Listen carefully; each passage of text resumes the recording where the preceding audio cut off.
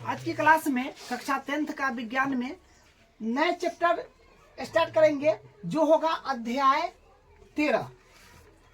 देखिए अध्याय 13 में है हमारा पर्यावरण। तो हमारा पर्यावरण जो है ये काफी आसान चैप्टर है जो हम लोग मतलब मान के चलिए जो आप कई क्लासों में पढ़े हैं इसके बारे में। ठीक है, तो हम लोग बात करते हैं। पहले बात करेंगे पर्यावरण। देखिए पर्यावरण दो शब्द से मिलकर बना है, एक है परि प्लस आवरण। पर्यावरण दो शब्द से मिलकर बना है जो परि प्लस आवरण। ठीक है, तो परि प्लस आवरण से हो जाता है पर्यावरण। तो देखिए ये जो है इसका डिफिनीशन, पहले पर्यावरण का डिफिनीशन क्या होगा उसको बात करते हैं। तो ये एकदम नॉर्मल डिफिनीशन है जो आप लोग 7वीं 8वीं में पढ़े हैं। तो क्या है, हमारे चारों ओर उपस्थित प्राकृतिक आवरण पर्यावरण कहलाता है। हमारे चारों ओर उपस्थित प्राकृतिक आवरण पर्यावरण कहलाता है। माने हमारे चारों ओर जितना भी प्राकृतिक आवरण है उसी को हम लोग बोलेंगे पर्यावरण। और ये देखिए ये जो है 10वीं लेवल पर जो डिफिनीशन है वो ये है, क्या है कि जीवों के चारों ओर उपस्थित भौतिक, रासायनिक व जैविक घटकों का समूह यानी आवरण पर्यावरण कहलाता है। ठीक है, तो माने आप ये याद रखिए या ये याद रखिए। ठीक है, दूसरा जीवों के चारों ओर उपस्थित भौतिक, रासायनिक व जैविक, जीवों के चारों ओर उपस्थित भौतिक, रासायनिक व जैविक घटकों का समूह या आवरण पर्यावरण कहलाता है। ठीक है, तो ये आपका पर्यावरण का डिफिनीशन हो गया। अब देखिए बुक में जो है स्टार्ट कर रखा है कचरा प्रबंधन से। ठीक है, तो कचरा प्रबंधन पहले देखते हैं। तो पर्यावरण में हमारे द्वारा अपशिष्ट दो प्रकार के होते हैं। माने पर्यावरण में जो हम लोग अपशिष्ट करते हैं, पर्यावरण के अंदर जो करते हैं वो दो प्रकार के होता है। वो ये कि पर्यावरण में हमारे द्वारा अपशिष्ट दो प्रकार के होते हैं। जो पहला होगा जैव निम्नीकरण अपशिष्ट, ठीक है, और एक हो जाएगा दूसरा अजैव निम्नीकरण अपशिष्ट। तो पहला जैव निम्नीकरण अपशिष्ट क्या होता है उसका डिफिनीशन देखिए। जैव निम्नीकरण अपशिष्ट ऐसे पदार्थ जो जल, ऑक्सीजन, सूर्य की पराबैंगनी किरणों व सूक्ष्म जीवों द्वारा अपघटित किए जा सकते हैं, जैव निम्नीकरण अपशिष्ट कहलाते हैं। जैसे हो गया घरेलू कचरा, साग सब्जियों के छिलके, कपास, कागज, पौधे, जंतु, ये सब हो गया जैव निम्नीकरण अपशिष्ट। ठीक है, तो इसको ये ध्यान रखना है आपको। अब देखिए जैव निम्नीकरण पदार्थ पर्यावरण को निम्न तरीके से प्रभावित करता है। जैव निम्नीकरण पदार्थ जो है पर्यावरण को प्रभावित भी करता है। तो कैसे करता है तो उसको देख लीजिए। पहला पॉइंट है ये अपघटन प्रक्रिया के दौरान दुर्गंध उत्पन्न कर सकते हैं। दुर्गंध उत्पन्न करेगा, जैसे साग सब्जी का छिलका कहीं फेंक देते हैं तो वहां पर क्या करता है, दुर्गंध आता है, जिससे क्या होता है पर्यावरण दूषित होता है, बीमारी फैलता है। ठीक है, तो ये अपघटन प्रक्रिया के दौरान दुर्गंध उत्पन्न कर सकते हैं। दूसरा पॉइंट है ये कुछ हानिकारक गैसों जैसे कि अमोनिया, मीथेन, कार्बन डाइऑक्साइड आदि को उत्पन्न कर सकते हैं जो आगे वैश्विक तापन का कारण बन सकती है। देखिए यहाँ पर क्या है वैश्विक तापन, मतलब ये जो देखिए वैश्विक तापन यानी अभी क्या है कि पर्यावरण में अधिक मात्रा में O2 गैस यानी कार्बन डाइऑक्साइड की अधिकता है, जिसके कारण गर्मी के दिनों में यहाँ काफी गर्मी पड़ता है। इसी के कारण कार्बन डाइऑक्साइड गैस की अधिकता के कारण उसी को हम लोग बोलते हैं वैश्विक तापन यानी ग्लोबल वार्मिंग। ठीक है, तो वही बात है कि ये कुछ हानिकारक गैस जैसे कि अमोनिया, मीथेन, कार्बन डाइऑक्साइड, तो ये सब सड़ेगा, गलेगा, तो ये गैस जो है उत्सर्जित करेगा आदि को उत्पन्न कर सकता है जो आगे वैश्विक तापन का कारण बन सकता है। अब दूसरा बात करेंगे अजैव निम्नीकरण। अजैव निम्नीकरण का डिफिनीशन देखिए, ऐसे पदार्थ जो जल, ऑक्सीजन, सूर्य की पराबैंगनी किरणों व सूक्ष्म जीवों द्वारा अपशिष्ट नहीं होते हैं, अजैव निम्नीकरण कहलाते हैं। मतलब देखिए अजैव निम्नीकरण अपशिष्ट का जो डिफिनीशन है जैव निम्नीकरण के डिफिनीशन के उल्टा है। ठीक है, यहाँ पर क्या बोल रहा है कि अपशिष्ट कहलाते हैं, यहाँ पर देखिए क्या कह रहा है, मतलब अपशिष्ट वो नहीं होता है। ठीक है, मतलब यहाँ पर वो हाँ में है, यहाँ पर वो नहीं में है, ये बात है। ठीक, तो ऐसे पदार्थ जो जल, ऑक्सीजन, सूर्य की परावैज्ञानिक किरणों और सूक्ष्म जीवों द्वारा अपशिष्ट नहीं होते हैं, अजैव निम्नीकरण अपशिष्ट कहलाते हैं। जैसे प्लास्टिक, रेडियो एक्टिव पदार्थ, ये इसका एग्जाम्पल है। तो इसका फिर देखिए, अजैव निम्नीकरण पदार्थ निम्न तरीकों से पर्यावरण को प्रभावित करता है। ठीक है, इसका प्रभावित करना मतलब ये प्रभावित जो करता है तो किस किस तरीका से करता है, क्या उसका जो है प्रभावित करने का रीजन है। तो देखिए पहला पॉइंट, ये अक्रिय पदार्थ पर्यावरण में बने रहते हैं तथा भूमि के क्षेत्र को अन्य आवश्यक ही घेर लेते हैं।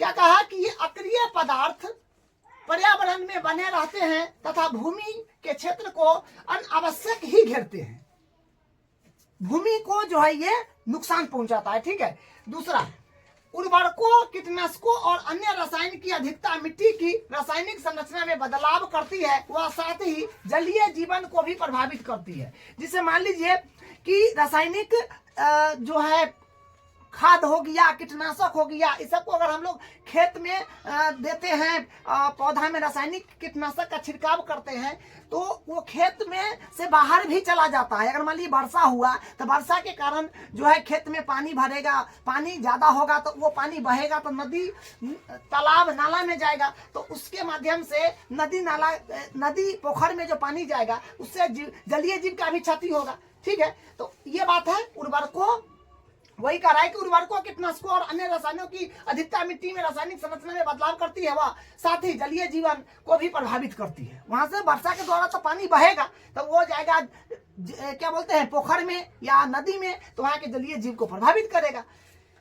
अब देखिए, इसमें से अधिकांश रसायन और भारी धातु जीवों द्वारा आसानी से अवशोषित हो जाती है, जिसे जैव आवर्धन कहते हैं। इसमें से अधिकांश रसायन और भारी धातु, जो अधिकांश रसायन जो भारी धातु है, जो जीवों द्वारा आसानी से अवशोषित हो जाती है, जिसे जैव आवर्धन कहते हैं। ठीक है, तो ये जो है ये अपने पास में जैव निम्नीकरण अपशिष्ट और अजैव निम्नीकरण अपशिष्ट का यहाँ तक बात हुआ है। ठीक है, अब बात करेंगे पारितंत्र। देखिए पारितंत्र का मतलब समझते हैं अगर, तो देखिए जैसे एक होता है सजीव, एक होता है निर्जीव, दोनों के आपस में परस्पर अन्योन्य क्रिया के द्वारा ही पारितंत्र यानी इकोसिस्टम का निर्माण होता है। ठीक है, तो डिफिनीशन देखिए, पारितंत्र वह है जिसमें एक दिए गए स्थान के सभी सजीव में क्या होता है, जैसे पेड़ पौधा, जीव जंतु जो सांस ले सकता है, अपने जैसे संतति को उत्पन्न कर सकता है, वो क्या है, सजीव है। यानी जैविक कारकों, पौधे, जानवर और जीव आपस में वह निर्जीव पर्यावरण कारकों जैसे मौसम, निर्जीव पर्यावरण कारक जैसे हो जाएगा आपके पास मौसम हो गया, पृथ्वी हो गया, सूर्य हो गया, मिट्टी हो गया, जलवायु हो गया और वातावरण आदि से परस्पर अन्योन्य क्रिया करते हैं। ठीक है, तो मतलब आपको जो बताए सजीव और निर्जीव दोनों, सजीव और निर्जीव दोनों आपस में परस्पर क्रिया करके ही पारितंत्र का निर्माण करता है, इकोसिस्टम का निर्माण करता है। ठीक है, तो देखिए एक पारितंत्र में प्रत्येक जीव की अपनी एक भूमिका होती है। एक पारितंत्र में कोई भी जीव हो, ठीक है, उसका एक भूमिका होता है, वो भूमिका निभाता है। ठीक है, वही है कि एक पारितंत्र में प्रत्येक जीव की अपनी एक भूमिका होती है। उदाहरण, एक छोटा पोखर, जंगल, तालाब, झील, प्रकृति, और प्रकृति तालाब है, झील है, उद्यान यानी पार्क। ठीक है, और मानव निर्मित कृत्रिम पारितंत्र, मतलब देखिए जैसे पौधा रोपना, यानी जैसे पेड़ पौधा रोपना, ये मानव निर्मित भी हो सकता है। कहीं पर अगर आदमी कुछ पेड़ पौधा एक मतलब 10 कट्ठा 5 कट्ठा मतलब जो भी खेत में लगाता है तो वो कृत्रिम भी हुआ, लेकिन अपने से जो मतलब वो वहां पर पेड़ पौधा बहुत सारा है, वो हुआ आपका प्रकृति। ठीक है, तो वही है कि एक छोटा पोखर, जंगल, तालाब, झील, तो पोखर प्रकृति भी हो सकता है, मानव निर्मित भी हो सकता है। ठीक है। तालाब प्रकृति भी हो सकता है, मानव निर्मित भी हो सकता है, लेकिन झील प्रकृति है, ठीक है। तो ये बात है। उद्यान यानी पार्क मानव निर्मित कृत्रिम पारितंत्र है, मतलब यहाँ पर मानव निर्मित कृत्रिम पारितंत्र का बात किया है, और जो प्रकृति है वहां पर प्रकृति दर्शा दिया है।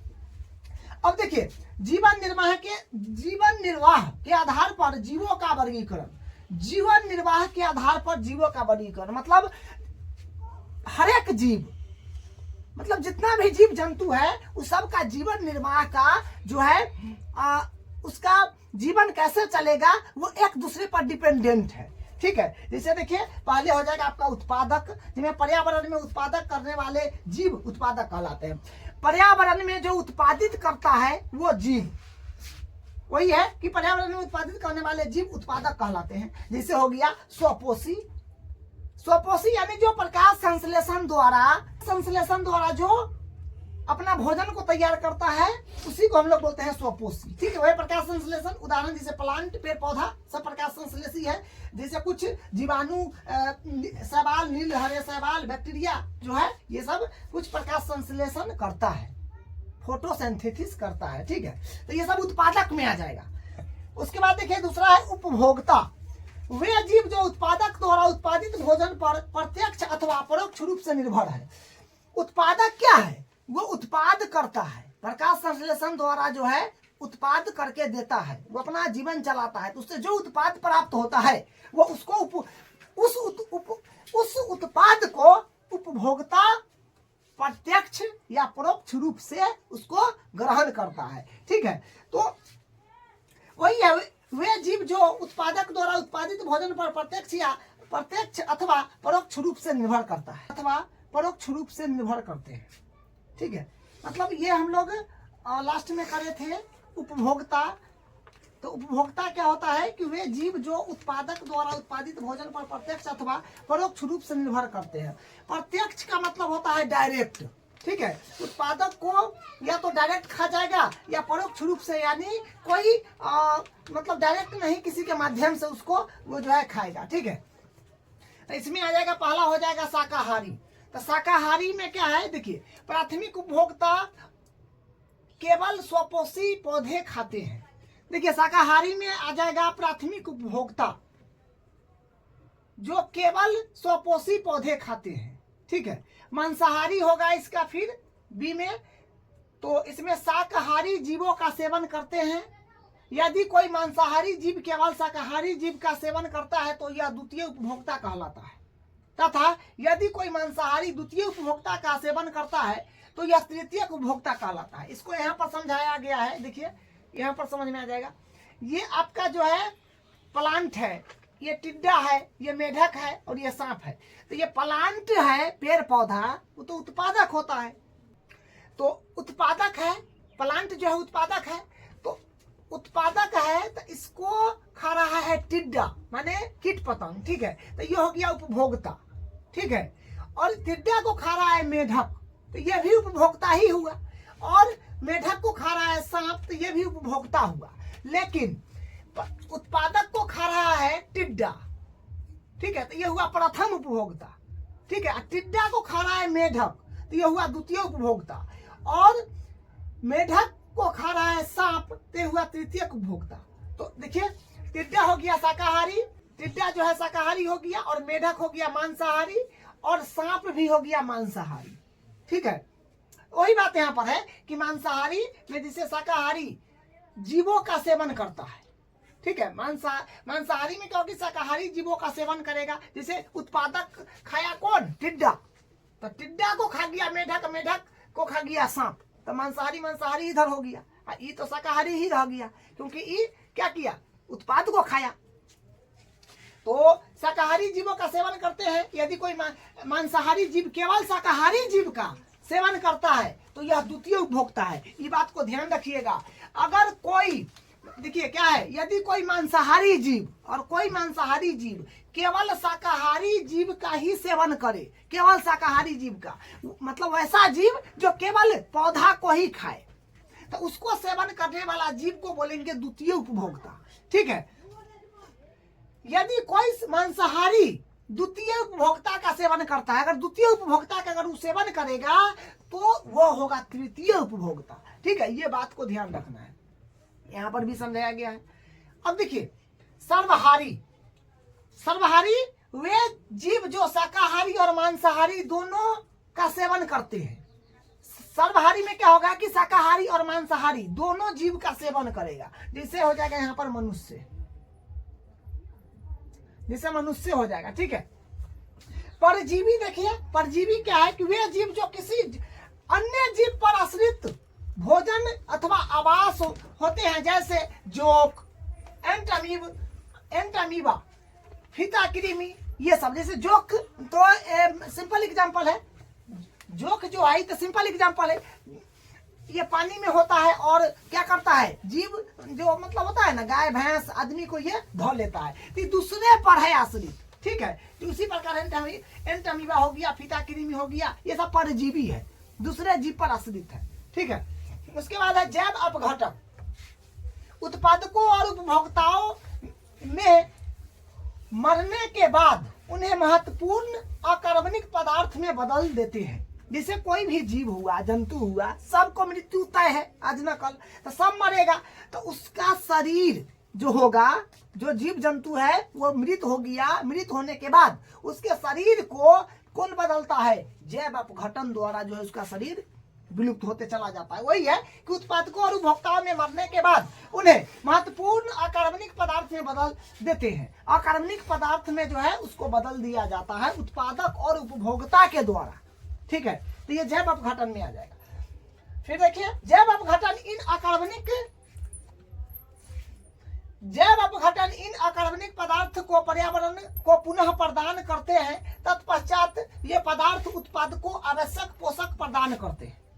क्या कहा कि जैव उत्पादक इन अकार्बनिक पदार्थों को पर्यावरण को पुनः प्रदान करते हैं। तत्पश्चात ये पदार्थ उत्पाद को आवश्यक पोषण प्रदान करता है। मतलब अगर मान लीजिए कि कोई जीव जंतु का मृत्यु हो गया तो वो मिट्टी में मिल जाता है, तो उसका बॉडी का जो उसके बॉडी का जो क्या बोलते हैं कार्बनिक पदार्थ तो मिट्टी में मिल जाता है। तो मिट्टी में मिल जाता है तो उस पर जो घास झाड़ियां, जो जंगल है, पेड़ पौधा है, उससे पोषण तत्व उसको मिल जाता है। तो उसका जो है पोषण तत्व पेड़ पौधा जो है उस पर जो खेती बाड़ी होता है उसको मिल जाता है। ठीक है, तो वहां पर उसका यूज हो जाता है। तो वही बोला कि जैव अपघटन इन अकार्बनिक पदार्थों को पर्यावरण को पुनः प्रदान करते हैं। तत्पश्चात ये पदार्थ उत्पाद को आवश्यक पोषण प्रदान करते हैं। देखिए उसी का है फिर जीवन चक्र को पुनः आरंभ करने में सहायता करता है। जीवन चक्र को पुनः आरंभ करने में ये सहायता करता है। ठीक है, तो आज हम लोग जो है प्रथम उपभोक्ता, द्वितीय उपभोक्ता, तृतीय उपभोक्ता, उसके बाद फिर जो है मांसाहारी, सर्वहारी, परजीवी, जैव अपघटन, इसके बारे में कर लिए। अब अगले क्लास में जो है हम लोग आहार श्रृंखला या फिर जो उसका अगला टॉपिक होगा उसके बारे में बातचीत करेंगे।